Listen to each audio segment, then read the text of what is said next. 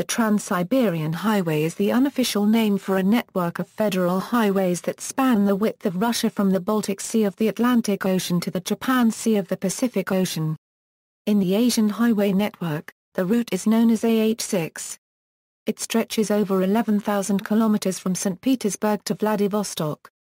The road disputes the title of the longest national highway in the world with the Trans-Canada Highway and Australia's Highway 1. Route.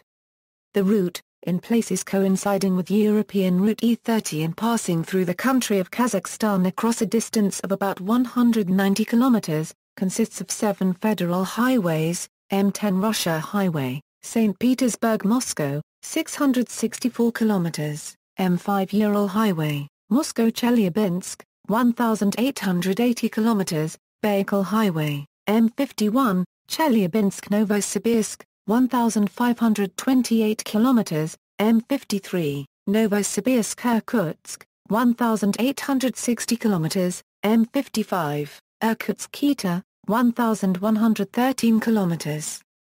M58 Amur Highway, Kita-Khabarovsk, 2,100 kilometers, M60 Ushuri Highway, Khabarovsk-Vladivostok, 760 kilometers, Amur Highway.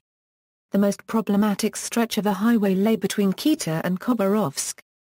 The first section of this route, linking Belogorsk to Blagoveshchensk, was constructed by Gulag inmates as early as 1949. Extended and updated between 1998 and 2001, this road forms part of the Asian route AH31 connecting Belogorsk to Dalian in China. The Kita-Khabarovsk road remained largely unfinished up until early 2004, when Russian President Vladimir Putin symbolically opened the Amur Highway, with great swaths of forest separating major portions from one another. Jim Oliver and Denis Unal rode motorbikes across Russia, along the Trans-Siberian Highway, during the last week of May and the first 3 weeks of June in 2004. Back then, as described in Jim Oliver's book, Lucille and the XXX Road, the section between Kita and Khabarovsk was an extremely challenging undertaking among marsh, gravel, rock, mud, sand, washboard, potholes, stream fording and detours of the elusive highway with a noticeable absence of pavement. In the following years the road, in some places was a modern paved highway with painted reflective lane lines, while in others a single-lane meandering, pockmarked, loose gravel trail following the route of the early 20th century Amur Cart Road.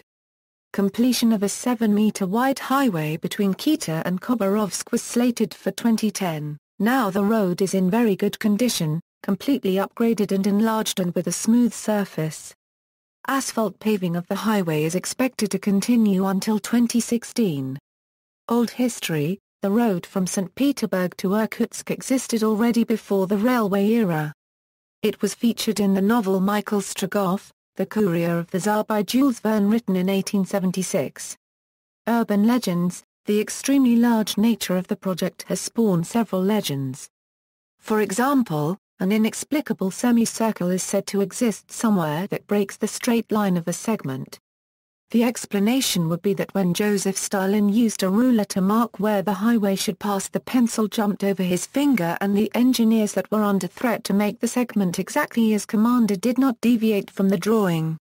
The same myth exists about the Moscow-St. Petersburg Railway, which is very straight but has a strange curve nicknamed the Tsar's finger. The myth about the road may come from the railway myth. See also, Circumbaikal Highway, Pan-American Highway, European Route E30, references. External links: National Geographic story about the Trans-Siberian Highway, Google Street View covers the road from Moscow to Irkutsk.